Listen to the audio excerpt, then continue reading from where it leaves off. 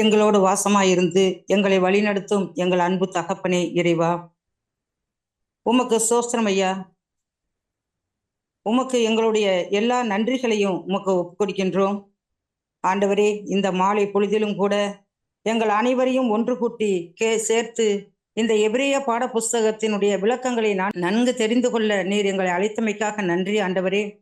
தகப்பனே, இந்த எபிரேய பாட புத்தகம் முற்றிலும் விளங்காத ஒரு நிலையில் பல மாறுபட்ட முரண்பாடான கருத்துக்களோடு நல்ல தெளிவாக புரியாமல் இருந்த நேரத்தில் ஆண்டவரே, நாங்கள் படித்தால் புரியல, மனப்பாடம் பண்ணா மனசில் தங்கல, ஆராய்ந்து பார்த்தா விளங்கல.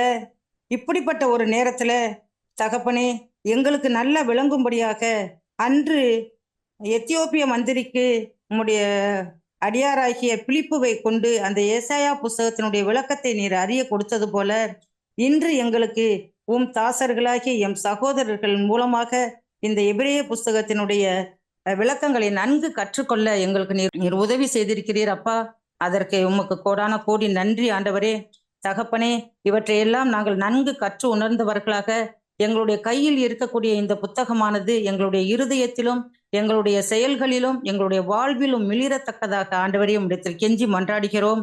தகப்பனே, எல்லாவற்றையும் பொறுப்புள்ள கரத்தில் ஒப்படைக்கின்றோம். எல்லாவற்றையும் நேர்த்தியாக நடத்துகின்ற நீர் ஒருவரே வல்லமையான தேவன், மேன்மையான தேவன் என்பதை நாங்கள் உணர்ந்தவர்களாய் ஆண்டவரே, இந்த காரியத்தை நீர் எங்களுக்கு கடைசி வரை இறுதி வரை முற்றிலுமாக நீர் நிறைவேற்றி தர வேண்டும் என்று உம்மிடத்தில் கெஞ்சுகின்றோம். இங்கே கூடியிருக்கிற ஒவ்வொருவரையும் உடைய சர்வ பாதத்தில் ஒப்படைக்கின்றோம். ஆண்டவரே, எங்களை ஆசீர்வதித்து இந்த பாடத்தின் மூலமாக நாங்கள் கேள்விப்பட்ட அனைத்தையும் எங்களுடைய வாழ்க்கையில் நிறைவேற்றி அதை நாங்கள் நன்கு கற்றுக்கொண்டு பிறருக்கும் சொல்லக்கூடிய ஒரு நல்ல ஒரு விருத்த சேதனமுள்ள இருதயத்தையும் நாவையும் எங்களுக்கு தந்தரல வேண்டுமாய் உம்மிடத்தில் ஜெபிக்கின்றோம். எல்லாவற்றையும் எங்கள் மீட்பரும் இரட்சகருமாகிய இயேசு கிறிஸ்துவின் மூலமாக உம்மிடத்தில் தயவண்ணி கெஞ்சி கேட்கிறோம் எங்கள் நல்ல தகப்பனே. ஆமேன். ஆண்டவராகிய இயேசு கிறிஸ்து நாமத்திலே அருமையான சகோதர சகோதரர் அனைவருக்கும் என்னுடைய அன்பின் வாழ்த்துக்கள். கடந்த வாரத்திலே மெல்கிசேதேக்கின் முறைமையின்படியான நித்திய ஆசாரியத்துவம் என்ற கருப்பொருள் என்ற தலைப்பின் கீழ் எபிரேயர் 7ஆம் அதிகாரத்தின் முதல் 10 வசனங்களை வாசிக்க ஆராய்ந்து பார்க்க தொடங்கினோம். ஏறக்குறைய 7, 8, 9, 10 உள்ள அதிகாரங்களுக்கு ஒரு முன்னுரையாக அமைந்தது. இன்றைக்கு நாம் இந்த 10 வசனங்களை பார்த்து முடிப்போம். இன்றைக்கு அதுதான் நம்முடைய நோக்கம். இந்த 10 வசனங்களிலே மெல்கிசேதேக்கு யார் என்ற கேள்விக்கு விடை, மெல்கிசேதேக்கு எவ்வளவு பெரியவர் அல்லது எவ்வளவு பெரியவன் என்பதற்கான ஒரு பதில். இந்த இரண்டைத்தான் பார்க்க போறோம். மிக எளிமையான பகுதி. மெல்கிசேதேக்கு யார், மெல்கிசேதேக்கு எவ்வளவு பெரியவன். ஆனால் நம்முடைய ஈடுபாடு மெல்கிசேதேக்கில் இல்லை. மெல்கிசேதேக்கு யார், மெல்கிசேதேக்கு எவ்வளவு பெரியவன் என்பதல்ல நம்முடைய முதன்மையான ஈடுபாடு. போன வாரம் நாம் முடிக்கும்போது ஒரு கேள்வியை எழுப்பி அதற்கு நாம் பதிலை கூறினது போல, மெல்கிசேதேக்கு ஆண்டவராகிய இயேசு கிறிஸ்துவின் ஆசாரியத்துவத்தில் சில நிழல்களை நாம் மெல்கிசேதேக்கில் பார்க்கிறோம். ஆகவே நம்முடைய முதன்மையான ஈடுபாடு ஆண்டவராகிய இயேசு கிறிஸ்து. மெல்கிசேதேக்கில் பார்க்கிற எந்த அம்சங்கள் ஆண்டவராகிய இயேசு கிறிஸ்துவில் காணப்படுகின்றன என்பதுதான் அந்த 7ஆம் அதிகாரத்தின் விளக்கம். 11, 16 வசனம் தொடங்கி 7ஆம் அதிகாரத்தின் முடிவு வரை. ஆகவே இதை மனதில் வைத்துக் கொள்ள வேண்டும். மெல்கிசேதேக்கு அல்ல, மெல்கிசேதேக்கு ஆசாரியத்துவத்தில் அல்லது முறைமையில் காண்கின்ற எந்த அம்சங்கள் ஆண்டவராகிய இயேசு கிறிஸ்துவின் நித்தியமான ஆசாரியத்துவத்தில் உள்ளன என்பதுதான் நம்முடைய முதன்மையான ஈடுபாடு. 10 வசனங்கள் தான். ஆகவே இந்த 10 வசனங்களை பார்த்து முடித்துவிட்டு நேரம் மீதம் இருக்குமானால், எப்படிப்பட்ட கிறிஸ்துவை இந்த 7ஆம் அதிகாரமும் 8, 9, 10ஆம் அதிகாரங்களும் அல்லது சொல்லப்போனால் முழு எபிரேயர் புத்தகமும் எப்படிப்பட்ட கிறிஸ்துவை தேவ மக்களுக்கு முன்வைக்கின்றது என்பதை நாம் பார்ப்போம். அல்லது கிறிஸ்து நம் பிரதான ஆசாரியர் என்பது எவ்வளவு முக்கியமானது என்பதை நாம் பார்த்து நாம் இன்றைக்கு நிறைவு செய்வோம். நாம் கடந்த வாரத்தில் பார்த்தோம், எபிரேயர் கடிதத்தின் மையப்பகுதி 7ஆம் அதிகாரம், 8ஆம் அதிகாரம், 9ஆம் அதிகாரம், 10ஆம் அதிகாரம். நீங்கள் எளிமையாய் ஞாபகத்தில் வைத்துக் கொள்ள வேண்டும் என்பதற்காக நான் அப்படி சொல்கிறேன். எபிரேயர் கடிதத்தின் மையப்பகுதி 7, 8, 9, 10 என்ற 4 அதிகாரங்கள். ஆனால் துல்லியமாக சொல்ல வேண்டுமென்றால் 7, 8, 9, 10ஆம் அதிகாரத்தின் 18ஆம் வசனம் முடியத்தான் அந்த மையப்பகுதி உள்ளது. 19ஆம் வசனத்திலிருந்து கடிதத்தின் முடிவு வரை உள்ளது நாம் அடிக்கடி கேட்பது போல மதியுரை. எபிரேயர் கடிதத்தில் இந்த 2 விதமான பகுதிகளில் மாறி மாறி வருகின்றன. விளக்கவுரை, மதியுரை, விளக்கவுரை, மதியுரை, விளக்கவுரை, மதியுரை. மதியுரை என்றால் அதிலே தேவனுடைய மக்களுக்கான எச்சரிக்கையும் அல்லது எச்சரிப்பும் ஊக்குவிப்பும் அதில் அடங்கும். எச்சரிக்கை என்பது எதிர்மறையானது, ஊக்குவிப்பது என்பது நேர்மறையானது. ஒரு செயற்கையாக எச்சரித்து மட்டும் அல்லது பயமுறுத்துவது போல் எச்சரித்து விட்டு மட்டும் ஆசிரியன் விட்டுவிடுவதில்லை. அல்லது செயற்கையாக எச்சரித்தால் அது ரொம்ப எதிர்மறையானது, நாம் எப்போதுமே தேவனுடைய மக்களை ஊக்குவிப்பது மட்டும்தான் செய்ய வேண்டும் என்று, நேர்மறையானது மட்டும்தான் செய்ய வேண்டும் என்பதும் செயற்கையானது. ஒரு தகப்பன் தன்னுடைய பிள்ளைகளுக்கு இது ஆழமான தண்ணீர், இங்கு விளையாடினால் நீ இறந்து போவாய் என்ற எச்சரிப்பு இருக்க வேண்டும். ஆனால் நீ கவனமாக இருப்பவன் தான், இப்படி நீந்த வேண்டும் என்ற ஊக்குவிப்பும் இருக்க வேண்டும். அதிகாரம் 7 கர்த்தராகிய இயேசு கிறிஸ்து மேன்மையான ஆசாரியர். அதிகாரம் 8 மேன்மையான உடன்படிக்கை.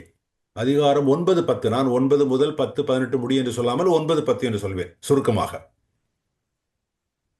மேன்மையான பலி.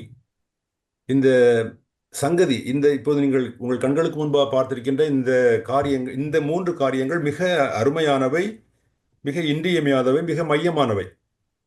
பல காரியங்களை நாம் வேதத்திலிருந்தும் வாசிப்போம், புதிய ஏற்பாட்டில் வாசிப்போம், எபிரேய கடிதத்தில் வாசிப்போம், மறந்து விடுவோம். ஆனால் இந்த 3 காரியங்கள் மறக்க முடியாது, மறக்கக்கூடாது. மேன்மையான ஆசாரியர் அதிகாரம் 7, மேன்மையான உடன்படிக்கை அதிகாரம் 8, மேன்மையான பலி அதிகாரம் 9, 10. இவைகள் ஒன்றோடு ஒன்று பின்னி பிணைந்தவை, 3 வேறுபட்ட காரியங்கள் அல்ல. அவர் மேன்மையான ஆசாரியர். அவர்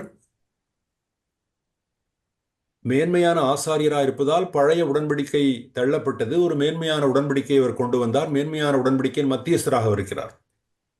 இந்த மேன்மையான ஆசாரியர் செலுத்துவதற்கு ஒரு பலி உண்டு, அது மேன்மையான பலி என்று. இந்த 3ம் தொடர்பில்லாத வெவ்வேறு காரியங்கள் அல்ல, ஒன்றோடு ஒன்று பின்னி பிணைந்து இசைந்து பொருந்தி ஒரு காரியமாய்த்தான் நாம் அதை பார்க்க வேண்டும். புரிந்து கொள்வதற்காக 3 வெவ்வேறு காரியங்களாக நாம் சொல்கிறோம். மிக முக்கியமாக இந்த 3 காரியங்களை அல்லது இந்த 3 சத்தியங்களை, 3 உபதேசங்களை சொல்வதற்கு அவர் 3 மேற்கோள்களை எடுத்து அழைகிறார். மேன்மையான ஆசாரியர் என்பதை விளக்குவதற்கு அல்லது நிறுவுவதற்கு, எஸ்டாப்ளிஷ், ப்ரூவ் பண்ணுவதற்கு சங்கீதம் 110:4 என்ற வசனத்தை அவர் மேற்கோள் காட்டுகிறார். மேன்மையான உடன்படிக்கை என்று நிறுவுவதற்கு, விளக்குவதற்கு எரேமியா 31 முதல் 34 அவர் மேற்கோள் காட்டுகின்றார். மேன்மையான பலி என்பதை நிறுவுவதற்கு சங்கீதம் 40:6 முதல் 8 ஆகிய வசனங்களை மேற்கோள் காட்டுகின்றார். கடந்த வாரத்தில் நாம் சுட்டிக்காட்டினோம்.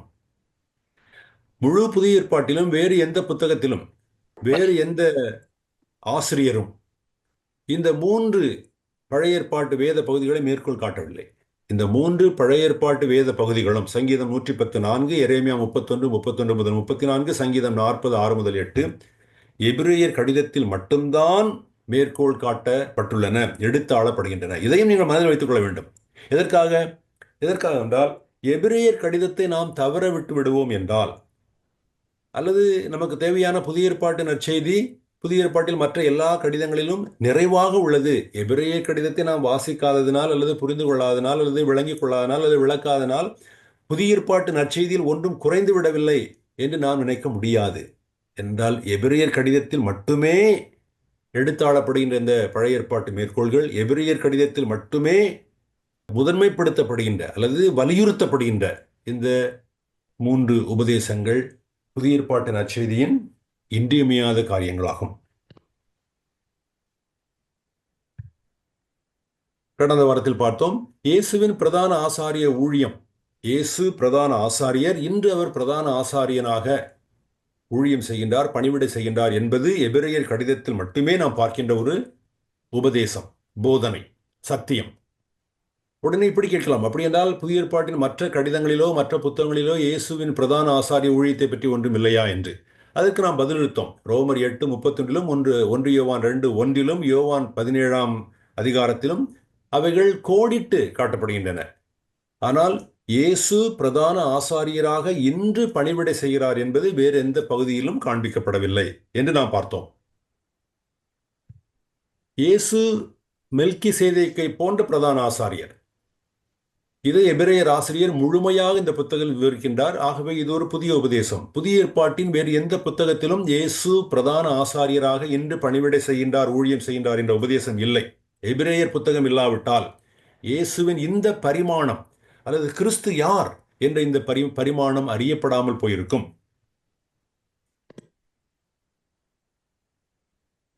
இந்த 7ஆம் அதிகாரத்தை 3 பகுதிகளாக நாம் பிரித்தோம். முதல் 10 வசனங்கள் மெல்கிசேதேக்கு யார்? பதில் ஆசாரிய ராஜா. முதல் 10ஆம் வசனங்களை நாம் பார்க்கும்போது ஆண்டவராய் இயேசு கிறிஸ்துவை பற்றி நாம் அதிலே விளக்க வேண்டிய தேவையில்லை. ஆனால் 11 முதல் 25 7ஆம் அதிகாரத்தின் பெரும்பாலான பகுதி இயேசு மெல்கிசேதேக்கை போன்ற ஆசாரியர் என்று ஆசிரியர் முன்வைக்கின்றார், வாதிடுகின்றார், விளக்குகின்றார். கடைசி 3 வசனங்கள் இயேசு நம் ஆசாரியர் மட்டுமல்ல, அவர் பலியுமாக இருக்கின்றார் என்பதற்கான ஒரு பாலம். இந்த 7ஆம் அதிகாரம் இயேசு மெல்கிசேதேக்கை போன்ற ஒரு ஆசாரியர் என்பதை மையப்படுத்துகிறது. ஆனால் மெல்கிசேதேக்கு எந்த பலியும் செலுத்தினதாக இல்லை. ஆனால் ஆண்டவராய் இயேசு கிறிஸ்துவோ மெல்கிசேதேக்கை போன்ற நித்தியமான என்றென்றைக்கும் உள்ள ஆசாரியர் மட்டுமல்ல, இந்த ஆசாரியர் பலியுமாக இருக்கின்றார். இது நாம் பழைய ஏற்பாட்டில் ஆதியாகமம் 14ஆம் அதிகாரத்திலிருந்தோ சங்கீதம் 110:4 பார்க்கின்ற ஒன்று அல்ல. இதையும் நாம் மனதில் வைத்துக் கொள்ள வேண்டும். வேத வாசிப்பை நாம் கடந்த வாரத்திலே வாசித்தோம். இன்று நாம் அதை மீண்டும் வாசிக்க வேண்டாம். அவ்வப்பொழுது தேவையான வசனங்களை நாம் வாசித்துக் கொள்ளலாம். 7:1 முதல் 3 மெல்கிசேதேக்கு ஆசாரிய ராஜா என்றும், 4 முதல் 10 வசனங்கள் மெல்கிசேதேக்கின் மேன்மை, அவர் எவ்வளவு பெரியவன் என்றும் காண்பிக்கின்றன.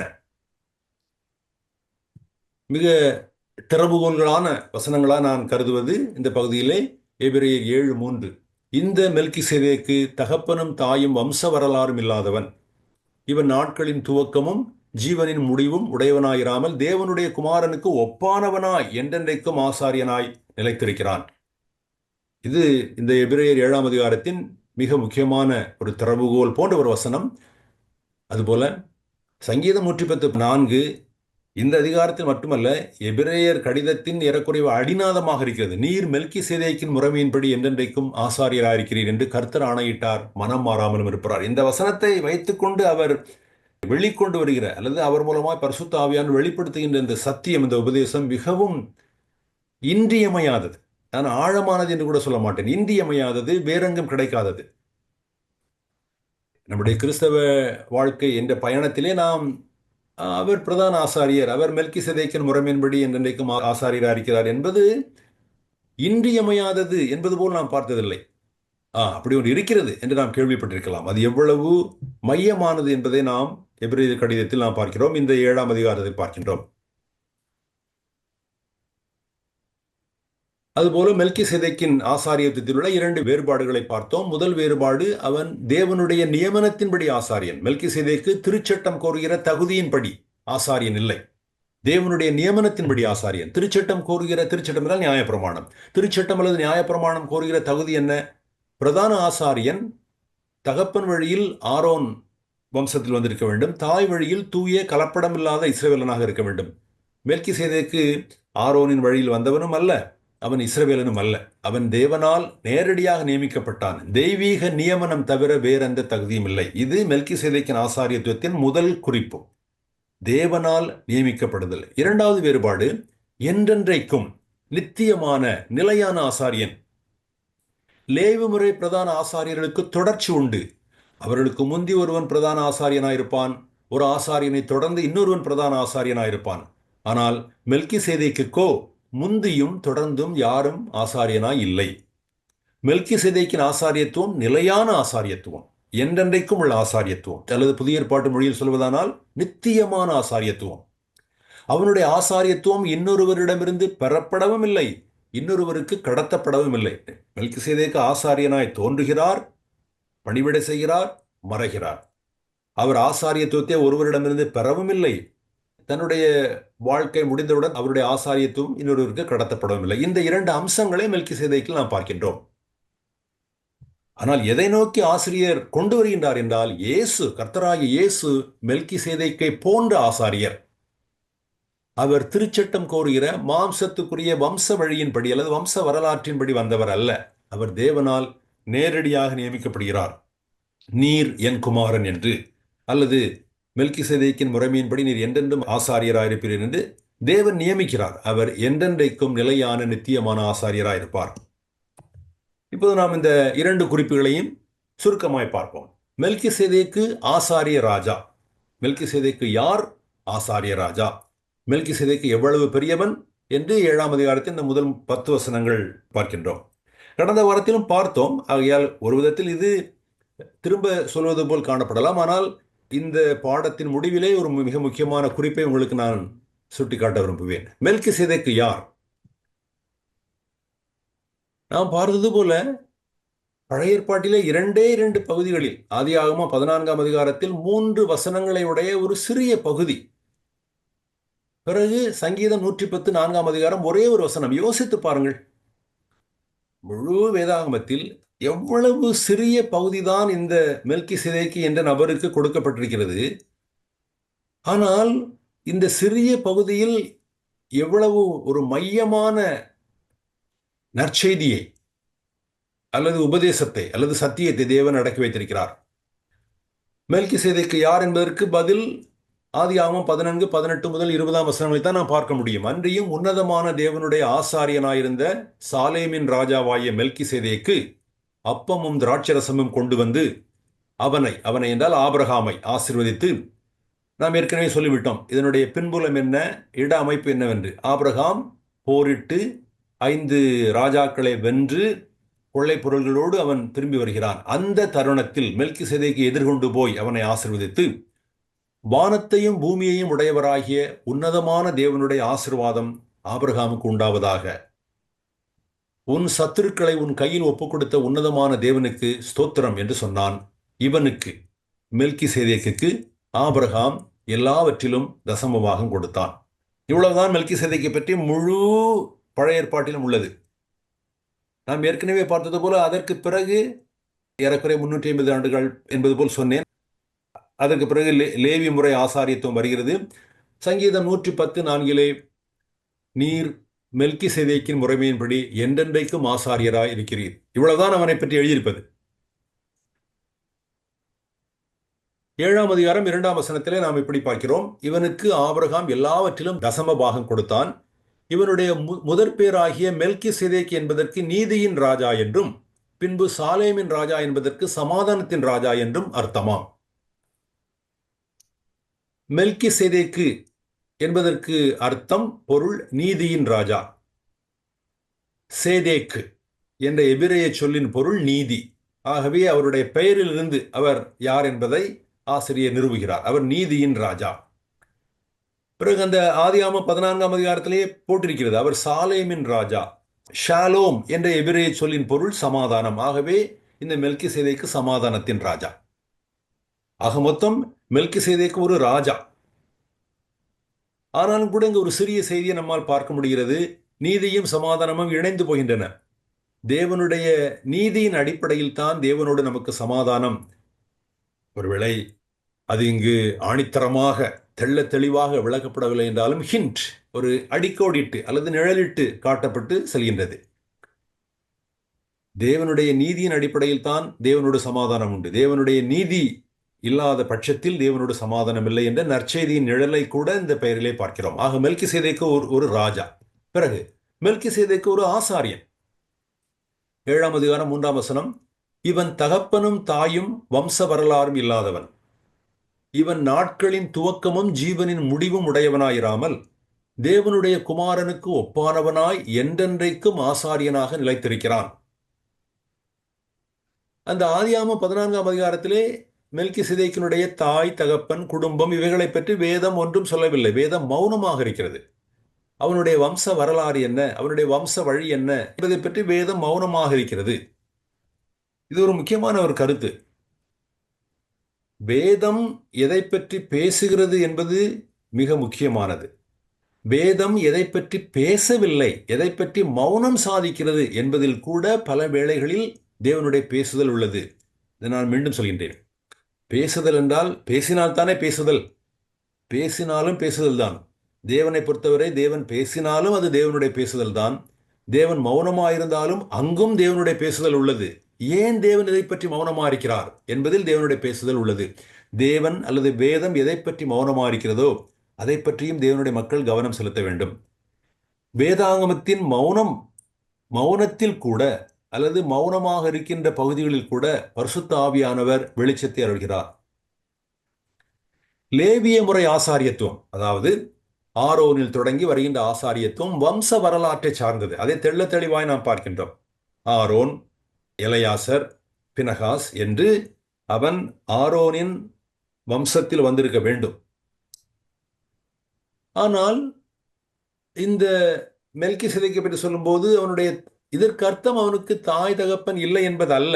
அவனுடைய தாய் பற்றியோ தகப்பன் பற்றியோ வம்ச வரலாறு பற்றியோ எதையும் தேவன் எழுதவில்லை, அவ்வளவுதான். அவனை பற்றி சொல்லப்பட்டிருப்பதெல்லாம் அவன் உன்னதமான தேவனுடைய ஆசாரியன். நாம் அதை ஆதியாகமம் 14, 18 முதல் 20 வசனங்களிலே பார்த்தோம். 19ஆம் வசனத்திலே உன்னதமான தேவனுடைய ஆசீர்வாதம். 18ஆம் வசனம் உன்னதமான தேவனுடைய ஆசாரியன். அதுபோல அவன் ஆபிரகாமை ஆசீர்வதிக்கும் போதும் உன்னதமான தேவனுடைய ஆசீர்வாதம் என்று சொல்லி ஆசீர்வதிக்கின்றார். இது மிக அருமையான ஒரு வார்த்தை, உன்னதமான தேவன், காட் த மோஸ்ட் ஹை. எப்படி மெல்கிசேதேக்கு உன்னதமான தேவனுடைய ஆசாரியன் என்று உறுதிப்படுத்த முடியும்? ஏனென்றால் ஆபிரகாம் அப்படிப்பட்ட ஆசாரியனாக மெல்கிசேதேக்கை அங்கீகரித்தான். முதல் கருத்து, மெல்கிசேதேக்கு ஒரு ராஜா. இரண்டாவது உண்மை நாம் பார்ப்பது மெல்கிசேதேக் ஓர் ஆசாரியன். ஆனால் எபிரேய ஆசிரியருடைய இன்ட்ரெஸ்ட், ஈடுபாடு இதில் என்றால் இவன் என்றென்றைக்கும் ஆசாரியன் என்பதுதான். மெல்கிசேதேக்கு என்றென்றைக்கும் ஆசாரியனாக இருக்கிறான். நான் இப்பொழுது சொன்னது போல வேதாகமத்தின் மௌனமும் கூட தெய்வீக ஏவுதல் தான். அதிலும் தேவனுடைய இன்ஸ்பிரேஷன் இருக்கின்றது. ஏன் தேவன் இந்த காரியத்தில் அல்லது இதை பற்றி மௌனமாக இருக்கின்றார் என்றால் அதிலும் தேவனுடைய ஒரு பேசுதலோ அல்லது தேவன் சொல்ல விரும்புகின்ற ஒன்று அதில் உள்ளது. அந்த மௌனம் எதை பற்றி சொல்கிறது? மெல்கிசேதேக்கினுடைய பிறப்பு இறப்பு பற்றிய பதிவுகள் எதுவும் அங்கு இல்லை. ஆகவே அவன் தொடக்கமும் முடிவும் இல்லாதவன் போல் காணப்படுகிறான், தோன்றுகிறான். ஆண்டவராய் இயேசு கிறிஸ்துவுக்கு தொடக்கமும் முடிவும் இல்லை. அந்த அம்சம் மெல்கிசேதேக்கில் கூட காணப்படுகின்றது. அதுபோல அவனுடைய வாழ்க்கைக்கோ அவனுடைய ஊழியத்துக்கோ அவனுடைய பணிவிடைக்கோ வேதாகமம் எந்த வரம்பும் வைக்கவில்லை. அவன் இன்றைக்கு ஆசாரியனாய் தன்னுடைய பணிவிடையை தொடங்கினான், அன்றைக்கு ஆசாரியனாய் அவனுடைய பணிவிடை முடிவடைந்தது என்பதை பற்றி வேதம் மௌனமாக இருக்கிறது. ஆகவே அதிலிருந்து அவனுடைய வாழ்க்கைக்கோ பணிவிடைக்கோ ஊழியத்துக்கோ எந்த வரம்பும், லிமிட்டேஷன், எந்த எல்லையும் இல்லை என்பதையும் வேதத்தின் மௌனத்தின் மூலமாக நாம் இதை கற்றுக்கொள்கின்றோம், தெரிந்து கொள்கின்றோம். வேதம் பட்டவர்த்தனமாக, வெட்ட வெளிச்சமாக, அவனுடைய வாழ்க்கைக்கு எந்த தொடக்கமும் முடிவும் இல்லை, அவனுடைய ஊழியத்துக்கு பணிவிடைக்கு எந்த தொடக்கமும் முடிவும் இல்லை என்று சொல்லவில்லை. அதை பற்றி ஒன்றும் சொல்லவில்லை. ஆகவே அதிலிருந்து, அந்த மௌனத்திலிருந்து நாம் இதை இன்ஃபர் பண்ணிக் கொள்கின்றோம். ஆனால் வரலாற்றின்படி மெல்கிசேதேக்கு ஒரு மனிதன், அவனுக்கு மூதாதையரும் சந்ததிகளும் உண்டு. ஆனால் அவன் மூதாதையரை பற்றியோ அவனுடைய சந்ததிகளை பற்றியோ, அவனுக்கு முந்தி இருந்த மூதாதையர்களை பற்றியோ அவனுக்கு பிந்தி வந்த சந்ததிகளை பற்றியோ வேதம் மௌனமாக இருக்கிறது. வேதம் அதை பற்றி ஒன்றும் சொல்லவில்லை. வேதத்திற்கு அதை பற்றி எந்த ஈடுபாடும் இல்லை. மனித வரலாற்றை பொறுத்தவரை மெல்கிசேதேக்கு என்ற மனிதர் திடீரென்று தோன்றுகின்றார், திடீரென்று மறைகின்றார். 3 வசனங்கள் அடங்கிய ஒரு சிறிய பகுதி. ஆனால் அவர் தோன்றி பணிவிடை செய்து மறைகின்ற அந்த விதமானது இவன் என்றென்றைக்கும் இருக்கின்றான் என்பது போன்ற அல்லது நித்தியத்தை பற்றிய ஒரு உணர்வை தருகிறது, அவ்வளவுதான். வேதம் எதை சொல்லுகிறதோ அதற்கு மிஞ்சியோ, வேதம் எங்கு மௌனமாக இருக்கிறதோ அதற்கு மிஞ்சியோ நாம் பொருள் விளக்கம் தரக்கூடாது. தகப்பனை, தாயை பற்றி, அவன் வாழ்க்கையின் தொடக்கம், வாழ்க்கையின் முடிவு, இவைகளை பற்றியெல்லாம் வேதம் மௌனமாக இருக்கிறது. அதை நான் வாசிக்கும் போது, இவன் எப்போதுமே இருக்கிறானோ, இவன் தொடக்கமும் முடிவும் இல்லாதவனோ என்பது நித்தியத்தை பற்றிய ஓர் உணர்வை தருகிறது. இந்த நித்தியத்தை பற்றிய உணர்வு மெல்கிசேதேக்கில் நிழலாடுகிறது, ஆண்டவராய் இயேசு கிறிஸ்துவில் மெய்ப்படுகிறது. இந்த நிழல், மெய்ப்படுதல் என்ற வார்த்தைகளை பற்றி நாம் அடிக்கடி பேசியிருக்கிறோம், அடிக்கடி பேச வேண்டி இருக்கும். 8ஆம் அதிகாரம் 9ஆம் அதிகாரம் வரும்போதெல்லாம். இன்னும் சொல்லப்போனால், பழைய உடன்படிக்கையில் நாம் நிழல்களாக எவைகளை பார்க்கிறோமோ, புதிய உடன்படிக்கையில் அவைகளெல்லாம் மெய்ப்படுகின்றன, அவைகளெல்லாம் மெய்ப்பொருளாக இருக்கின்றன. ரொம்ப எளிமையா சொல்வதனால், எதை நாம் போட்டோவில் மட்டும் பார்த்தோமோ, ஒரு நபரை நாம் போட்டோவில் மட்டும் பார்த்தோம் என்றால் அது நிழற்படம். அந்த நபரையே நாம் பார்க்கிறோம் என்றால் அது மெய்ப்படுதல் என்று நாம் இப்போதைக்கு புரிந்து கொள்ளலாம். மெல்கிசேதேக்கு ஒரு சித்திரம் அல்லது ஒரு போட்டோ. கிறிஸ்துதான் மெய்ப்பொருள். ஆதியாகமம் 14ஆம் அதிகாரம் எதிர்காலத்தில் வரவிருக்கிற ஒரு மெய்ப்பாட்டிற்கு, ஒரு ரியாலிட்டி, ஒரு நிஜம், அதற்கு ஒரு சித்திரமாக இருக்கிறது. எபிரேய கடிதத்தை எழுதிய ஆசிரியன் ஆதியாகமம் 14ஆம் அதிகாரத்தை வாசிக்கும் போது, அல்லது சங்கீதம் 110 வாசிக்கும் போது, தேவனுடைய நித்திய குமாரனின் ஒரு சில அம்சங்களை அல்லது ஒரு 2 அம்சங்களை மெல்கிசேதேக்கில் காண்கின்றார். எந்த 2 அம்சங்கள்? இவன் ஒரு ராஜாவும் ஆசாரியனுமா இருக்கின்றான் என்ற ஒரு அம்சத்தையும், இந்த ஆசாரியன், இந்த நபர் என்றென்றைக்கும் இருக்கின்றார் என்கின்ற இன்னொரு அம்சத்தையும் எபிரேயர் கடிதத்தின் ஆசிரியன் மெல்கிசேதேக்கில் காண்கின்றார். சங்கீதம் 110:4 சித்திரிக்கும் நித்திய ஆசாரியன் நீர் என்றென்றைக்கும், மெல்கிசேதேக் முறைமையின்படி என்றென்றைக்கும் ஆசாரியராக இருக்கின்றீர் என்கின்ற அந்த அம்சங்கள் மெல்கிசேதேக்கில் காணப்படுகின்றன. தேவன் ஒரு வாக்குறுதி அளிக்கின்றார் சங்கீதம் 110. அது வாக்குறுதி மட்டுமல்ல, இரட்டிப்பாக உறுதி செய்யப்பட்ட ஒரு ஆணை. நீர் மெல்கிசேதேக்கின் முறைமையின்படி என்றென்றைக்கும் ஆசாரியராக இருக்கிறீர் என்பது தேவன் தம்முடைய மக்களுக்கு, ஆண்டவராய் இயேசு கிறிஸ்து ஒரு என்றென்றைக்கும் ஆசாரியராக இருப்பார் என்று கொடுத்த வாக்குறுதி மட்டுமல்ல, அது ஒரு ஆணை. இந்த மேன்மையான ஆசாரியனுக்கு மெல்கிசேதேக்கு ஒரு சித்திரமாக இருக்கிறான். இன்னும் சொல்ல போனால், மெல்கிசேதேக்கு ஒரு விதத்தில் தேவன் மனுக்குலத்திற்கு, தம்முடைய மக்களுக்கு கொடுத்த ஒரு தீர்க்க தரிசனம். மெல்கிசேதேக்கு என்ற தீர்க்க தரிசனத்தையும் அறிவிக்கவில்லை. மெல்கிசேதேக்கு என்ற ஒரு நபரே ஒரு விதத்தில் ஒரு தீர்க்க தரிசனமாக இருக்கிறார். தேவன் வேறுபட்ட ஆரோனின் ஆசாரியத்துவம் அல்லது லேவி முறை ஆசாரியத்துவத்திலிருந்து வேறுபட்ட ஒரு ஆசாரியத்தை கொண்டு வருவார் என்பதை தேவன் எப்போதுமே பேசுதல் மூலமாய்த்தான் தீர்க்க தரிசனம் தருவார் என்று சொல்ல முடியாது. ஒரு நிகழ்ச்சியின் தீர்க்க தரிசனமாக இருக்கலாம், ஒரு நபர் தீர்க்க தரிசனமாக இருக்கலாம். மெல்கிசேதேக்கு என்கிற நபர் ஒரு தீர்க்க தரிசனமாக இருக்கின்றார். மெல்கிசேதேக்கின் தொடர்ச்சியான ஆசாரியத்துவம் அல்லது நிலையான ஆசாரியத்துவம். ஆதியாகமம் 14 நாம் பார்க்கிறோம், மெல்கிசேதேக்குக்கு மூதாதைகளும் இல்லை, சந்ததிகளும் இல்லை, அல்லது குறிப்பிடப்படவில்லை. மெல்கிசேதேக்கில் தேவனுடைய குமாரனுடைய அம்சங்களை காண்கிறோம். தேவன் எந்த ஆசாரியத்துவத்தை கொண்டு லேவி முறை ஆசாரியத்துவத்தை மாற்ற திட்டமிட்டுள்ளார் என்பதை 110:4 பார்க்கிறோம். லேவி முறை ஆசாரியத்துவம் ப்ரொவிஷனல், தற்காலிகமாய் கொடுக்கப்பட்டது, அவ்வளவுதான். ஆகவே அது ஏற்ற காலம் வரும்போது அந்த தற்காலிக ஆசாரியத்துவம் மாற்றப்படுகிறது. எதை கொண்டு தேவன் மாற்றுகிறார்? என்றென்றைக்கும் உள்ள நித்தியமான, நிலையான, தொடர்ச்சியான ஒரு ஆசாரியத்துவத்தை கொண்டு மாற்ற தேவன் திடுதிப்பென்று திட்டமிடவில்லை. அது ஆதியாகமம் 14 அதை நிழலிட்டு காட்டுகின்றார். சங்கீதம் 110 அதை ஆணையிட்டு உறுதிப்படுத்துகின்றார். தேவன் இப்படி பேசுவதா நாம் கற்பனை செய்யலாம். என்னுடைய நோக்கம் லேவி முறை ஆசாரியத்துவம் அல்ல, அதை நான் மாற்ற திட்டமிட்டுள்ளேன். ஒரு நித்தியமான ஒரு ஆசாரியத்துவம் தான் என்னுடைய மக்களுக்கு நான் கொடுக்க திட்டமிட்டுள்ளேன். ஆக ஆதியாகமம் 14 சங்கீதம் 114 வரவிருக்கும் கிறிஸ்துவை எதிர்நோக்குகிறது. அது நிழல்தான். மெய்மை கிறிஸ்துவின் நித்தியமான இறுதியான ஆசாரியத்துவம். அதற்கு மிஞ்சி, அதற்கு மேல், அதற்கு பின் ஒரு ஆசாரியத்துவம் இல்லை. அவருக்கு நாட்களின் துவக்கமும் ஜீவனின் முடிவும் இல்லை. ஆண்டவராய் இயேசு கிறிஸ்துவுக்கு, ஆண்டவராய் இயேசு கிறிஸ்து என்றென்றைக்கும் ஆசாரியராக இருக்கிறார். இது மெல்கிசேதேக்கு யார் என்பதற்கு பதில். அவர் ராஜாவும் ஆசாரியருமா இருக்கிறார். எப்படிப்பட்ட ஆசாரியன்? என்றென்றைக்கும் உள்ள ஆசாரியன். ஆனால் அதனுடைய முக்கியத்துவம் மெல்கிசேதேக்கு அல்ல. மெல்கிசேதேக்கை போன்று வரவிருக்கின்ற ஆசாரியர் என்றென்றைக்கும் நித்தியமான தொடர்ச்சியான ஆசாரியராயிருப்பார். இது எவ்வளவு பெரிய நற்செய்தி! நமக்கு எப்போதுமே என்றென்றைக்கும் உள்ள தொடர்ந்து இருக்கின்ற ஒரு ஆசாரியர் உண்டு. மெல்கிசேதேக்கின் மேன்மை என்ன என்று 4 முதல் 10 வசனங்கள் கூறுகின்றன. 4ஆம் வசனம், இவன் எவ்வளவு பெரியவனாயிருக்கிறான் பாருங்கள். கோத்திரத் தலைவனாகிய ஆபிரகாம் முதலாய் கொள்ளையிடப்பட்ட பொருள்களில் இவனுக்கு தசமமாக கொடுத்தான். மெல்கிசேதேக்கு ஆபிரகாமை விட பெரியவன். மெல்கிசேதேக்கு லேவியை விட பெரியவன். மெல்கிசேதேக்கு லேவி கோத்திரத்து ஆசாரியர்கள் எல்லாரையும் விட பெரியவன். இந்த 3 குறிப்புகளைத்தான் இந்த பகுதியிலே நாம் சொல்ல முடியும்.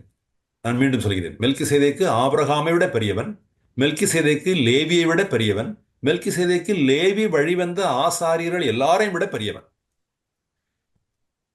இந்த எபிரேயர் 7ஆம் அதிகாரம் 4ஆம் வசனம், இந்த சொற்களை நாம் சற்று திருத்தலாம், ஆனால் திருத்தவில்லை.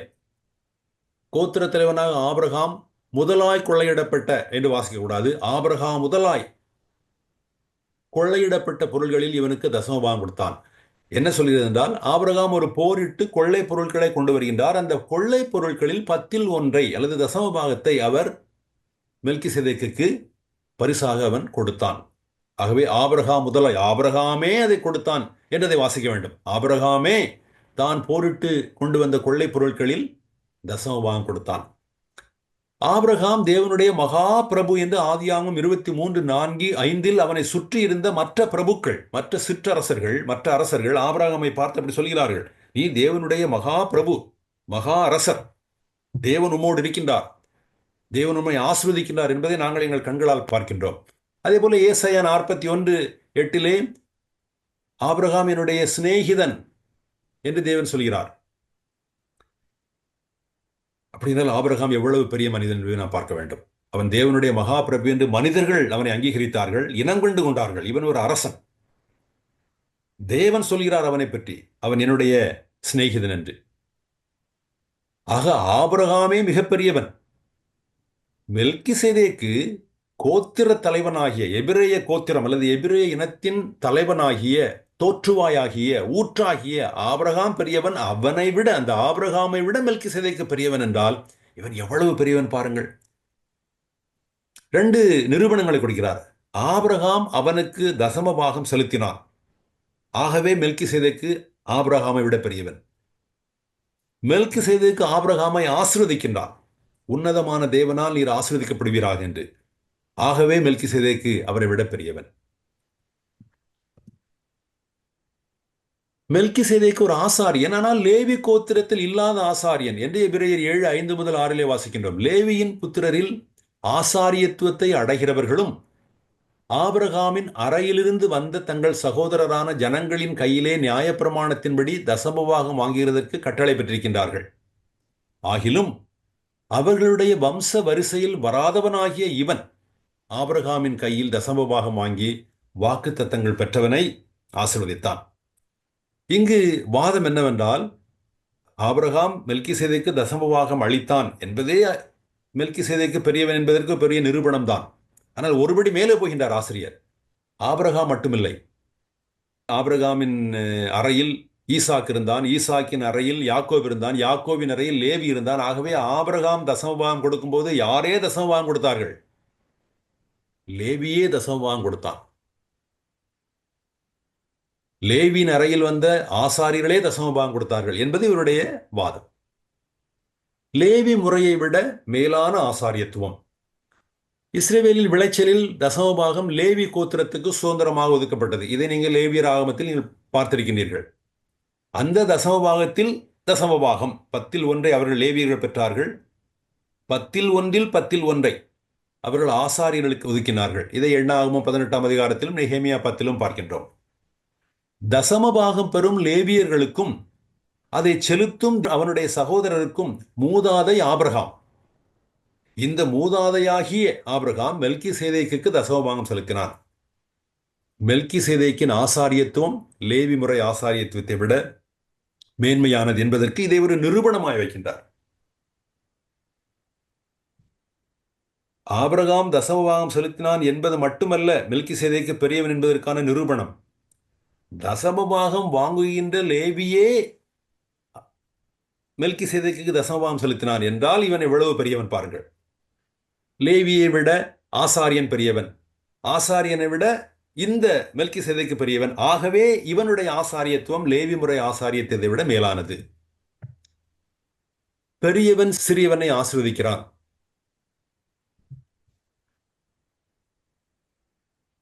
எபிரேயர் 7:6-7. ஆகிலும் அவருடைய வம்ச வரிசையில் வராதவனாய இவன் ஆபிரகாமின் கையில் தசமபாகம் வாங்கி வாக்குத்தத்தங்களை பெற்றவனை ஆசீர்வதித்தான். சிறியவன் பெரியவனாலே ஆசீர்வதிக்கப்படுவான், அதற்கு சந்தேகமில்லை. ஆபிரகாம் தேவனிடமிருந்து வாக்குறுதிகள் பெற்றவன். ஆபிரகாம் தேவனிடமிருந்து வாக்குறுதிகளை பெற்றதால் அவன் பெரியவன். அவன் மெல்கிசேதேக்கின் மேன்மையை அங்கீகரித்தான். எப்படி அங்கீகரித்தான்? மெல்கிசேதேக்கு ஆபிரகாமை ஆசீர்வதிக்கும் போது ஆபிரகாம் அந்த ஆசீர்வாதத்தை ஏற்றுக்கொண்டான். அது மெல்கிசேதேக்கை உன்னதமான தேவனுடைய ஆசாரியனாக, தன்னிலும் பெரியவனாக அங்கீகரிப்பதற்கு அடையாளம். மெல்கிசேதேக்கு லேவியை விட பெரியவன். 8-10 வாசிக்கின்றோம். அன்றியும் இங்கே மரிக்கிற மனிதர்கள் தசமபாகம் வாங்குகிறார்கள், அங்கேயோ வாழ்கிறான், பிழைத்திருக்கிறான் என்று தமிழில் உள்ளது, அதை he lives, வாழ்கிறான் என்று சாட்சி பெற்றவன் வாங்கினான். அன்றியும் மெல்கிசேதேக்கு ஆபிரகாமுக்கு எதிர்கொண்டு போன போது லேவியானவன் தன் தகப்பனுடைய அறையில் இருந்தபடியால் தசமபாகம் வாங்குகிற அவனும் ஆபிரகாமின் மூலமாய் தசமபாகம் கொடுத்தான் என்று சொல்லலாம். இது ரொம்ப அருமையான இந்த ஆசிரியன் ஒரு கைதேர்ந்த எழுத்தாளன் மட்டுமல்ல, ஒரு கைதேர்ந்த வாதம் செய்கின்றவன். ஆபிரகாமின் அறையில் இவன் ஈசாக்கு, ஈசாக்கின் அறையில் யாக்கோபு, யாக்கோபின் அறையில் லேவி, லேவியினுடைய அறையில் இருந்து வந்தவன் ஆரோன், ஆரோனுடைய அறையில் இருந்து வந்தவர்கள் இந்த ஆசாரியர்கள். இவர்கள் தசமபாகம் வாங்குகிறவர்கள். தசமபாகம் வாங்குகிறவனே ஆபிரகாமின் மூலமாக தசமபாகம் கொடுத்தான் என்று சொன்னால் மெல்கிசேதேக்கு ஆபிரகாமை விட பெரியவன், லேவியை விட அவன் பெரியவன். மெல்கிசேதேக்கு லேவிய முறை ஆசாரியர்கள் எல்லாரையும் விட பெரியவன். எபிரேய இனத்தின் கோத்திர தலைவன் என்ற வகையில் ஒட்டுமொத்த எபிரேய சந்ததிகள் எல்லாரும் ஆபிரகாமில் இருந்தார்கள். லேவி இருந்தான், ஆரோன் இருந்தான், எலையாசர் இருந்தான், பினகாஸ் இருந்தான். அவனுக்கு பின்வந்த எல்லா பிரதான ஆசாரியர்களும் ஆபிரகாமில் இருந்தார்கள். ஆபிரகாம் மெல்கிசேதேக்கை சந்தித்த போது லேவியும் ஆபிரகாமில் இருந்தான். லேவி வழி வந்த பிரதான ஆசாரியர்கள் எல்லாரும் ஆபிரகாமில் இருந்தார்கள். லேவி முறை ஆசாரியர்கள் எல்லாரும் ஆகவே மெல்கிசேதேக்குக்கு தசமபாகம் செலுத்தினார்கள். ஆகவே ஆபிரகாமை விட இவன் பெரியவன், லேவியை விட பெரியவன். லேவியின் வழிவந்த ஆசாரியர்கள் எல்லாரையும் விட இந்த மெல்கிசேதேக்கு பெரியவன். ஆனால் வாதம் எதை நோக்கி போகிறது? மெல்கிசேதேக்கு அல்ல காரியம், பிரதான காரியம் ஆண்டவராகிய இயேசு கிறிஸ்து. ஆண்டவராகிய இயேசு மெல்கிசேதேக்கை போன்ற ஆசாரியர். அதைத்தான் மீதமுள்ள பகுதி. நாம் அதை அடுத்த வாரத்தில் பார்ப்போம். 11-25. இயேசு மெல்கிசேதேக்கை போன்ற ஆசாரியர். முதல் 10 வசனங்களில் மெல்கிசேதேக்கை பற்றிய விவரங்கள் அல்லது சித்தரிப்பு முடிவடைந்து விடுகிறது. 11 முதல் அந்த அதிகாரம் முடிய ஆண்டவராய் இயேசுவை பற்றித்தான் நாம் செய்தியை பார்க்கின்றோம். இந்த 7ஆம் அதிகாரத்தின் மீதமுள்ள பகுதியிலே ஆதியாகமம் 14 எங்கும் காணப்படவில்லை. மெல்கிசேதேக்கு ஒரு உதாரணமாக, ஒரு எடுத்துக்காட்டாக, ஒரு நிழலாக மேற்கோள் காட்டப்படுகிறார். அதோடு அந்த பயன்பாடு முடிவடைந்து விடுகிறது. மீதமுள்ள 11 முதல் 25ஆம் வசனங்களிலே சங்கீதம் 110:4 மட்டுமே காணப்படுகிறது. மையம் மெல்கிசேதேக்கு இல்லை, மெல்கிசேதேக்கை போன்ற வாக்குறுதி அளிக்கப்பட்ட ஆசாரியர். அதை நோக்கி நகர்கின்றார். தேவன் ஒரு ஆசாரியரை வாக்குறுதி அளித்திருக்கின்றார். அந்த வாக்குறுதி அளிக்கப்பட்ட ஆசாரியரின் நிழல், அவருடைய அம்சங்கள் மெல்கிசேதேக்கில் காணப்படுகின்றன பாருங்கள் என்பதுதான். லேவி முறை ஆசாரியத்துவத்தின் போதாமை என்ன, குறைவு என்ன, புதிய ஆசாரியத்துவத்தின் போதுமான நிறைவு என்ன என்பதுதான் 11 முதல் 25 முடிய உள்ள வசனங்களில் ஆசிரியரின் கருத்து. லேவி முறை ஆசாரியத்துவத்தில் போதாமை உள்ளது, அதில் குறைவுள்ளது. ஆனால் தேவன் ஒரு புதிய ஆசாரியத்துவத்தை வாக்குறுதி அளித்திருக்கிறார் ஆண்டவராய் இயேசு கிறிஸ்துவில். ஆண்டவராய் இயேசு கிறிஸ்துவில் தேவன் வாக்குறுதி அளித்துள்ள ஆசாரியத்துவம் எல்லாவற்றிற்கும் போதுமானது, நிறைவானது. இயேசு எப்படி மெல்கிசேதேக்கை போன்றவர்? இயேசு எப்படி லேவி முறை ஆசாரியர்களை போல் அல்ல என்பதை இந்த பகுதியிலே அவர் காண்பிக்கிறார். வருகின்ற பகுதியிலே தேவனுடைய நோக்கத்தை தேவ மக்களிடம் நிறைவேற்றுவதற்கு லேவி முறை ஆசாரியத்துவம் போதுமானதல்ல, அது போதாதது, அதில் குறைவுள்ளது. ஆகவே தேவன் வேறுபட்ட ஒரு ஆசாரியத்துவத்தை வாக்குறுதியாக அளித்தார். எப்படி விசுவாசத்தினாலே தேவன் மனிதர்களை நீதிமானாக்க திட்டம் கொண்டது ஒன்று புதிதல்ல. அது நியாயப்பிரமாணம் திருச்சட்டம் வருவதற்கு முந்தையே தேவனுடைய எண்ணம் அதுதான். தேவனிடத்தில் உள்ள விசுவாசத்தினால் தான் அவர் மனிதர்களை நீதிப்படுத்துகிறார், நீதிமான்களாக்குகிறார் என்று. அதே போல இந்த நித்தியமான என்றென்றைக்கும் உள்ள ஆசாரியத்துவம் ஒன்றும் திடுதிப்பென்று வரவில்லை. அதுதான் தேவனுடைய ஆதி நோக்கம். அதை சங்கீதம் 110:4 தேவன் ஒரு புதிய ஆசாரியத்துவத்தை வாக்குறுதியாக அளிக்கிறார். அந்த பகுதி தேவன் குமாரனோடு பேசி குமாரனை அப்படிப்பட்ட ஒரு புதிய ஆசாரியராக நியமிப்பதாக செய்தியாளன் பொருள் விளக்கம் தருகிறார். சங்கீதம் 110:4 அவர் வாசிக்கும் போது, இது தேவன் தன்னுடைய குமாரனோடு பேசுவது, பேசி தேவன் தன்னுடைய குமாரனை புதிய ஆசாரியனாக நியமிக்கிறார் என்று அவர் பொருள் விளக்கம் தருகிறார். ஓர் ஆசாரிய ஊழியத்தை நிறைவேற்ற கிறிஸ்து வரவிருக்கிறார் என்பதை அது குறிக்கிறது. இந்த முதல் 10 வசனங்களை நாம் ஏறக்குறைய பார்த்து விட்டோம். இப்போது நாம் இதனுடைய பயன்பாட்டை பற்றி சில வார்த்தைகளை பார்க்கலாம். ஒரு 10 நிமிடங்கள் உள்ளன. ஏன் இந்த ஆசாரியத்துவத்தை பற்றி நாம் கொண்டாட வேண்டும்? ஆண்டவராய் இயேசு கிறிஸ்து ஆசாரியராய் இருந்தால் என்ன, ஆசாரியராய் இல்லாவிட்டால் என்ன? அவர் நமக்காக, அவர் தேவனுடைய குமாரனாக இருக்கிறார். அவர் நமக்காக பலியாக மாறியிருக்கிறார். ஆகவே நாம் நம்முடைய பாவங்கள் மன்னிக்கப்பட்டிருக்கின்றன. நாம் தேவனிடத்தில் புறவாக்கப்பட்டிருக்கிறோம். இது போதாதா? நமக்காக பரிந்து பேசக்கூடிய ஒருவர் வேண்டும். ஆசாரியர் என்பவர் தேவனிடத்தில் மக்களுக்காக பரிந்து பேசுகிறவர், பலி செலுத்துகிறவர். நாம் இதை ஏறக்குறைய தவற விடுகிறோம். இயேசு தேவனுடைய குமாரன் என்பது எவ்வளவு அற்புதமான ஒரு நற்செய்தியோ, இயேசு தேவனுடைய ஆசாரியர் என்பதும் அந்த நற்செய்தியில் அடங்கும். குமாரத்துவமும் ஆசாரியத்துவமும் ஒன்றோடொன்று பின்னி பிணைந்திருக்கின்றன. எபிரேயர் கடிதம் குமாரத்துவத்தை ஆசாரியத்துவத்தின் அடிப்படையில் விளக்குகிறது. எபிரேயர் கடிதம் ஒரு வெற்றிடத்தில் எழுதப்படவில்லை. எபிரேய பின்புலத்திலிருந்து அல்லது யூத பின்புலத்திலிருந்து வந்த ஒரு கூட்டம் மக்கள் ஆண்டவராய் இயேசு கிறிஸ்துவின் நற்செய்தியை அவர்கள் ஏற்றுக்கொண்டு அவரை இரட்சகராக ஏற்றுக்கொண்டிருந்தார்கள். ஆனால் பல்வேறு சமுதாய அழுத்தங்களின் காரணமாக, சித்திரவதைகளின் காரணமாக அவருடைய விசுவாசம் தளர்ந்து போய் கொண்டிருந்தது. அவருடைய விசுவாசம் தளர்ந்து போய் கொண்டிருக்கும் போது, அவருடைய வாழ்க்கையிலே தேவனுடைய நற்செய்தியை பற்றி ஒரு அலட்சியமும் அசதியும் வந்து கொண்டிருக்கும் போது, அவர்களை எப்படி ஆற்றுவது, எப்படி தேற்றுவது, எப்படி ஊக்குவிப்பது, எப்படி முன் செல்லுமாறு அவர்களை தூண்டுவது என்கின்ற ஒரு இட அமைப்பில் தான் அவர் ஆண்டவராய் இயேசு கிறிஸ்துவின் ஆசாரியத்துவத்தை பற்றி பேசுகிறார். இது முக்கியமானது. ஏனென்று கேட்டால், நாம் ஒரு புத்தக சாலையில், ஒரு லைப்ரரியில் இருந்து நாம் இயேசு தேவனுடைய ஆசாரியர் என்று நாம் பார்க்கவில்லை. எபிரேயர் கடிதத்தின் ஆசிரியரும் பார்க்கவில்லை.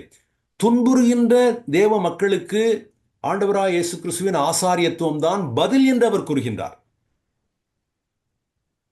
துன்புறாத தேவனுடைய மக்களே இல்லை. இந்த 21 நூற்றாண்டுகளில், இந்த 20 நூற்றாண்டுகளில் ஆண்டவராய் இயேசு கிறிஸ்துவை விசுவாசித்து, அவரை நேசித்து, அவருடைய அடிச்சுவடிகளில் நடந்து அவருக்கு பணிவிட செய்கிற தேவனுடைய மக்கள் இந்த பழைய படைப்பில் அல்லது மனித வாழ்க்கையின் அல்லது சமுதாயத்தின் வருகின்ற பாடுகளால் எவ்வளவோ துன்பப்பட்டிருக்கிறார்கள். அவருடைய துன்பங்களுக்கு இந்த ஆசிரியனுடைய பதில் என்ன? பதில் ஆண்டவராய் இயேசு கிறிஸ்து நம்முடைய ஆசாரியராக இருக்கிறார். அதை பற்றி நாம் பார்ப்போம். இயேசு யார்? தேவனுடைய பேசுதலும் வெளிப்பாடும் பழைய ஏற்பாட்டில் தெளிவாக இருந்த போதும் கூட அது பகுதி பகுதியாகவும் முழுமை பெறாததாகவும் இருந்தது என்று எபிரேயர் 1ஆம் அதிகாரத்திலே நாம் பார்த்து விட்டோம். எத்தனையோ பேர் சிலுவையில் அறையப்பட்டார்கள். ரோம பேரரசிலே இவரும் சிலுவையில் அறையப்பட்டார். வேறுபாடு என்ன? ஆண்டவராய் இயேசு கிறிஸ்து சிலுவையில் அறையப்பட்டு ஒருவேளை உயிர்த்தெழாவிட்டால் அவரை எப்படி இந்த வரலாறு சுருக்கி இருக்கும்? இந்த மனித வரலாறு, இந்த மனித பண்பாடு, இந்த மனித சமுதாயம் ஆண்டவராய் இயேசு கிறிஸ்துவை எப்படி சுருக்கி இருக்கும் என்றால், அவர் திருவள்ளுவரை போல, கன்ஃபியூசியஸை போல, புத்தரை போல, காந்தியை போல ஒரு புகழ் வாய்ந்த பிரசங்கி என்று சுருக்கி இருக்கும். இன்றைக்கும் கூட அந்த எத்தனம், அந்த முயற்சி இருக்கத்தான் செய்கிறது. அவர் கலிலேயாவிலும் எருசலேமிலும் ஒரு கலகத்தை உண்டாக்கினவர் என்று சுருக்கி இருப்பார்கள். அப்படி அல்ல. முதல் ஒரு நூற்றாண்டிலே ஆண்டவராய் இயேசு கிறிஸ்து யார் என்பதை பற்றிய தரிசனம், பெர்ஸ்பெக்டிவ் தேவனுடைய மக்களுக்கு விரிவடைந்து கொண்டும் ஆழமாகிக் கொண்டும் சென்றது. முதல் 3 நற்செய்தி நூல்களை வாசித்து பாருங்கள். 4வது நற்செய்தி நூலாகிய யோவானின் நற்செய்தி நூலை வாசித்து பாருங்கள். ஒரே ஆண்டவராய் இயேசு கிறிஸ்து தான். ஆனால் அவர் யார் என்கின்ற வெளிச்சம், அவர் யார் என்கின்ற தரிசனம் மிக உயர்ந்ததாகவும் மிக விரிவானதாகவும் காணப்படுகிறது. எபிரேயர் நமக்கு முன்வைக்கிற கிறிஸ்து யார்? தேவனுடைய மக்களுடைய பல்வேறு பிரச்சனைகளுக்கு, போதாமைகளுக்கு, குறைபாடுகளுக்கு, வீழ்ச்சிகளுக்கு காரணமாக எதை சொல்லலாம்? கிறிஸ்துவை பற்றிய நம்முடைய பார்வை, நம்முடைய மதிப்பீடு, நம்முடைய தரிசனத்தில் போதாமைகளும் குறைபாடுகளும் உள்ளன. அது வாழ்க்கையில் போதாமைகளையும் குறைபாடுகளையும் தாழ்ச்சிகளையும் வீழ்ச்சிகளையும் கொண்டு வருகின்றது. எபிரேயர் கிறிஸ்து யார் என்பதற்கு இந்த கடிதத்தின் ஆசிரியன் ஒரு மேய்ப்பன். தன் மந்தைக்காக வலுவான பலமான உணர்ச்சிகளுடைய ஒரு மேய்ப்பன் எப்படிப்பட்ட ஒரு மறுமொழி, எப்படிப்பட்ட ஒரு பதில், எப்படிப்பட்ட ஒரு ரெஸ்பான்ஸ் கொடுப்பாரோ அந்த ரெஸ்பான்ஸை எபிரேயர் கடிதத்தின் ஆசிரியர் கொடுக்கின்றார். கிறிஸ்து யார்? கிறிஸ்து யார் என்பதற்கு நான் சொன்னது போல 3 நற்செய்தியாளர்கள் ஒரு பதிலை கொடுப்பார்கள், யோவான் ஒரு பதிலை கொடுப்பார். அந்த பதிலிலே நாம் பார்க்கின்ற கிறிஸ்து மிகவும் உன்னதமானவராக, மிகவும் விரிவானவராய், மிகவும் பெரியவராய், மிகவும் மேன்மையானவராய் காணப்படுவார். கிறிஸ்துவின் சிக்னிபிகன்ஸ், உட்பொருள் என்ன, உட்கருத்து என்ன என்பது போதுமான அளவுக்கு தெரியாததால் விளைந்த அலட்சியம், அசதி, மந்தம் அல்லது பின்திரும்புதல், பின்னோக்குதல் தேவனுடைய மக்கள், எபிரேய கிறிஸ்தவருடைய, யூத கிறிஸ்தவருடைய வாழ்க்கையில் காணப்படுகிறது. அவர்கள் கர்த்தராகிய இயேசு கிறிஸ்து தேவனுடைய குமாரன் என்று அறிக்கையிட்டார்கள். அந்த அறிக்கையை பற்றி எபிரேய கடிதத்தில் பல பகுதிகளில் வருகின்றது. நம் அறிக்கையை நாம் அறிக்கையிடுகிறதில் நாம் நிலையாக இருக்க வேண்டும் என்று. கிறிஸ்துவின் உட்பொருள் என்ன, உட்கருத்து என்ன என்பதை மெய்ப்படுத்த, ரியலைஸ் பண்ண அவர்கள் தவறியதால் தங்கள் விசுவாச அறிக்கையை கைவிடும் நிலையில் இருந்தார்கள். இந்த மெய்ப்படுத்த என்கின்ற வார்த்தையை நான் அடிக்கடி உங்களுக்கு அறிமுகப்படுத்துவதற்கு காரணம், ஆண்டவராகிய இயேசு கிறிஸ்துவை பற்றிய பல உண்மைகள் உள்ளன. ஆனால் அந்த உண்மைகள் தேவ மக்களுடைய வாழ்க்கையிலே மெய்ப்படாமல் போகலாம். பரிசுத்த ஆவியானவருடைய மாபெரும் ஊழியம் என்ன?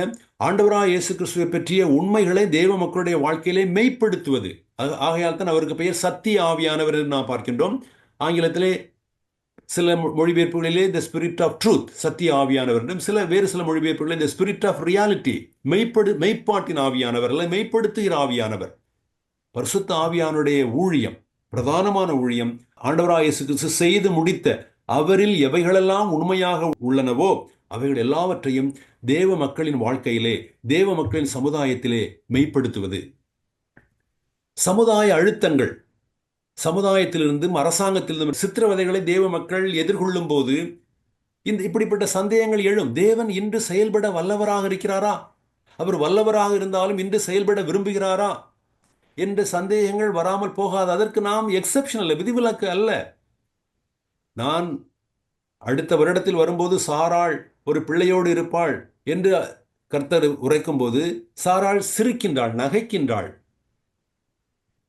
ஆகவே அது ஒன்றும் விந்தையானதல்ல. நாம் அழுத்தங்கள் வழியாக, பாடுகள் வழியாக, சித்திரவதைகள் வழியாக செல்லும் போது இந்த சந்தேகமான கேள்வி எழாமல் போகாது.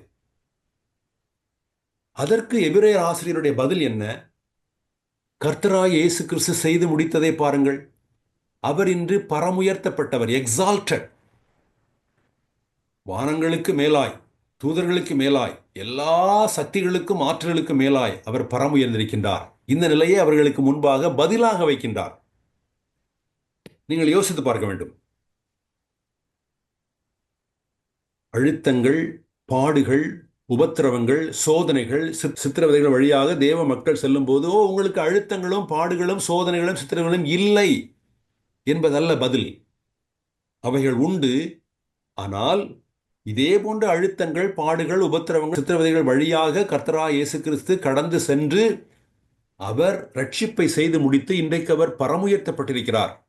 அது மட்டுமல்ல, அவர் பரமுயர்த்தப்பட்ட இயேசுவை நம்முடைய வாழ்க்கையிலே மெய்ப்படுத்துகின்ற வல்லமை, உண்மையாக்குகிற வல்லமை, நிஜமாக்குகிற வல்லமை தேவனிடத்தில் உண்டு என்று ஒரு சகோதரன் இப்படி சொல்லியிருக்கிறார். நான் இதை உங்களுக்கு ஏற்கனவே பகிர்ந்திருக்கிறேன். காலேபுக்கும் அவனோடு சென்ற மற்ற ஒற்றர்களுக்கும் என்ன வேறுபாடு? 12 பேரும் ஒரே பிரச்சனையைத்தான் பார்த்தார்கள். ஆனால் 10 பேர் கண்களுக்கு முன்பாக பிரச்சனை ஒரு மலை போல் தோன்றினது. அந்த மலை போன்ற பிரச்சனையின் வழியாய் அவர்கள் தங்கள் கர்த்தரை பார்த்தார்கள். கர்த்தர் மிகவும் சிறியவர் போல் தென்பட்டார். ஆனால் காலேபும் யோசுவாவும் கர்த்தரை பார்த்தார்கள். கர்த்தர் மூலமாக அவர்கள் அந்த மலையை பார்த்தார்கள். மலை சிறிதாக தென்பட்டது. இன்றைக்கு எபிரேய கிறிஸ்தவர்களுக்கு முன்பாக மட்டுமல்ல, தேவனுடைய மக்களாய நமக்கு முன்பாகவும் இதே கேள்விதான் வைக்கப்படுகிறது. மலையின் வழியாக கர்த்தரை பார்க்கின்றோம், கிறிஸ்துவை பார்க்கின்றோமா? கிறிஸ்துவின் வழியாக மலையை பார்க்கின்றோமா?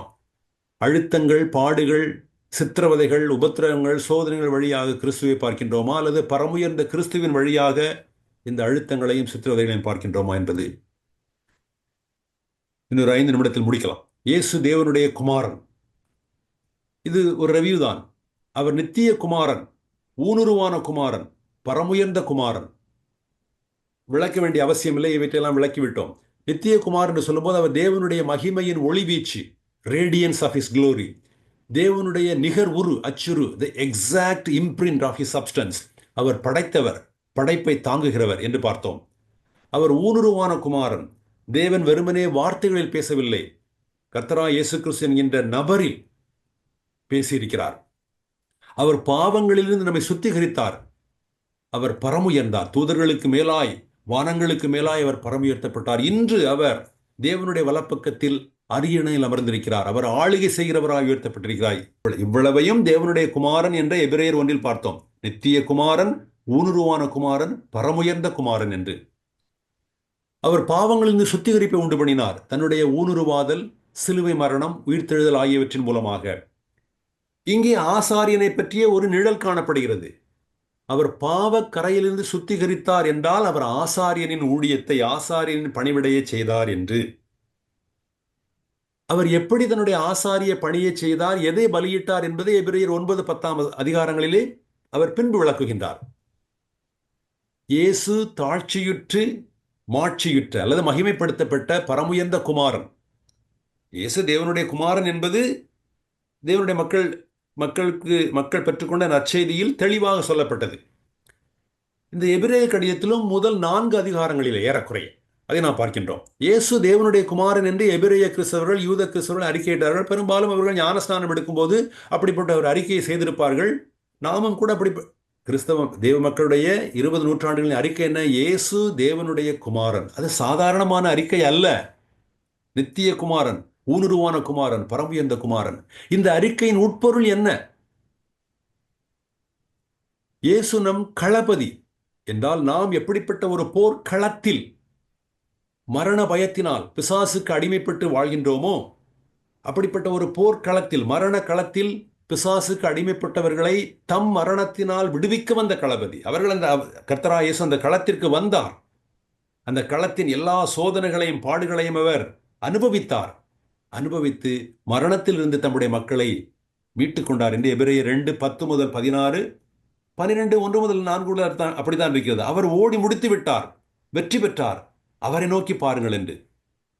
அதே போல இயேசு நம் பிரதான ஆசாரியர் என்றும் அங்கு சுட்டிக்காட்டப்பட்டுள்ளது. எபிரேயர் 2, 17 முதல் 18 மரணம் உட்பட எல்லா மனித பாடுகளிலும் அவர் சோதிக்கப்பட்டதால், அதை அவர் அனுபவித்ததால், சோதிக்கப்படுகிற நமக்கு உதவுகிற இரக்கமும் உண்மையும் உள்ள ஆசாரியர்.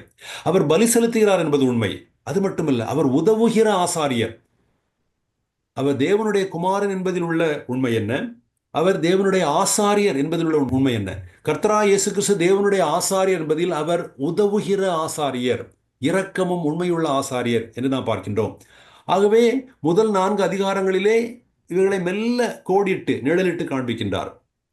ஒன்று நாம் புரிந்து கொள்ள வேண்டும். மீதமுள்ள 7, 8, 9, 10 அதிகாரங்களிலே அல்லது முழு எபிரேய கடிதத்தின் மையப்பகுதியாக இயேசு நம் பிரதான ஆசாரியராக இருக்கிறார், இயேசு நம் களபதியாக இருக்கிறார் என்பது உண்மைதான். நம்முடைய ரட்சிப்பின் அதிபதி அல்லது ரட்சிப்பின் களபதியாக இருக்கிறது என்பது உண்மைதான். ஆனால் ஆசிரியர் வலியுறுத்துவது, முதன்மைப்படுத்துவது அவருடைய களபதி என்பதல்ல. ஆசிரியர் முதன்மைப்படுத்துவது அவர் நம் பிரதான ஆசாரியர் என்பது. தேவ மக்களிடையே இப்படிப்பட்ட ஒரு டெம்டேஷன், ஒரு சோதனை வரும். அதை நான் 2 வார்த்தைகள் சொல்லேன். ஒன்று ட்ரையம்ஃபலிசம், இன்னொன்று ஃபேட்டலிசம். இயேசு நம் களபதி, அவர் பிசாசை வென்று விட்டார். ஆகவே தேவனுடைய மக்களுக்கு எந்த பாடுகளும், சோதனைகளும், அழுத்தங்களும், துயரங்களும், சித்திரவதைகளும் கிடையாது. இதற்கு பெயர் ட்ரையம்ஃபலிசம். நான் அதை வெற்றிவாதம், எந்த துன்பமும் இல்லை என்று. அடுத்த எக்ஸ்ட்ரீமில் இருப்பது ஃபேட்டலிசம், விதிவாதம். நாம் என்ன செய்தாலும் சரி, எல்லா மனிதர்களுக்கும் நடக்கிற பாடுகளும், சோதனைகளும், உபத்திரவங்களும், துன்பங்களும், துயரங்களும் தேவனுடைய மக்களுக்கும் நேரிடும், இதெல்லாம் செய்வதற்கு ஒன்றுமில்லை என்பது விதிவாதம்.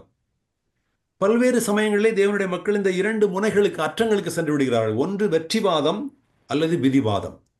அப்படி அல்ல. எபிரேய கிறிஸ்தவர்கள் அப்படிப்பட்ட நிலையில் தான் இருந்தார்கள், விதிவாதம் அல்லது வெற்றிவாதம். ஆனால் ஆசிரியர் முன்வைப்பது, அவர் நம் களபதி என்பதல்ல.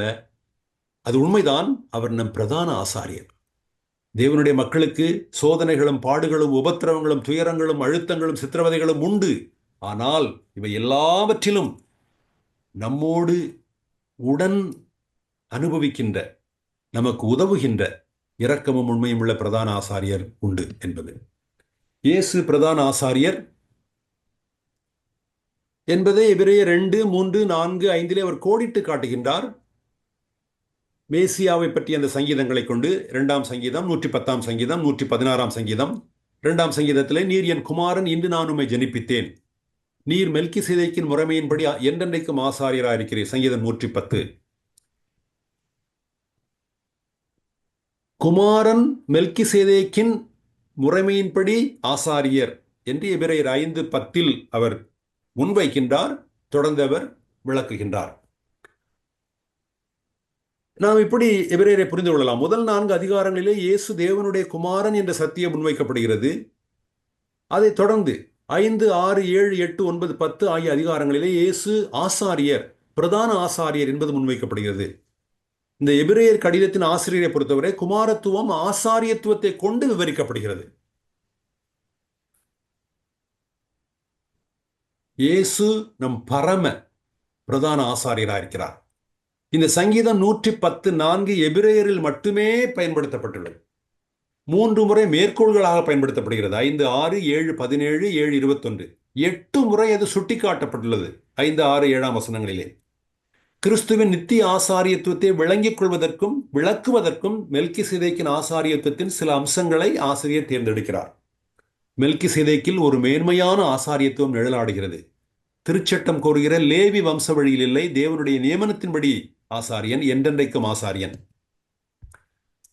புதிய நித்தியமான ஆசாரியத்துவத்தை பற்றி எபிரேயர் 7, 11 முதல் 25 நாம் அடுத்த வாரம் பார்ப்போம். அது சங்கீதம் 114 விளக்குகிறது. பழைய ஆசாரியத்துவம், பழைய பலி, பழைய உடன்படிக்கை வீரியமற்றது, போதுமானதில்லை, குறைவுள்ளது, ஆகவே அது முடிவுற்றது. புதிய ஆசாரியத்துவமோ, புதிய பலியோ, புதிய உடன்படிக்கையோ தொடங்கப்பட்டு விட்டது. இதையும் நான் வலியுறுத்த வேண்டும். இன்னும் நிறைவுறவில்லை. ஆசாரியத்துவம், பலி, உடன்படிக்கை நிறைவேறிவிட்டது. ஆனால் தேவனுடைய மக்களுடைய வாழ்க்கையிலே மெய்ப்படுவது இன்னும் நிறைவுறவில்லை.